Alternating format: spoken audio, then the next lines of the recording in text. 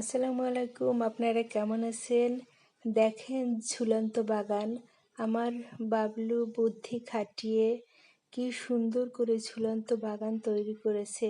এতে ছাদ বাগানের ফ্লোরে না লাগিয়ে সে সুন্দর করে ঝুলিয়ে ঝুলিয়ে কি সুন্দর করে বাগানটা তৈরি করেছে।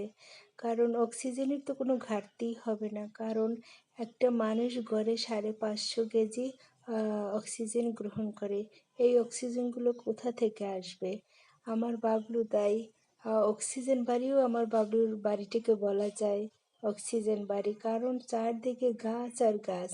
ফুল ফল হোক বা না হোক, সে গাছের পাগল। গাছ দেখলেই সে গাছ কিনবে। সমস্ত খরচ বলেন, বাজেট বলেন, সব তার ছাদ বাগান ঘিরে।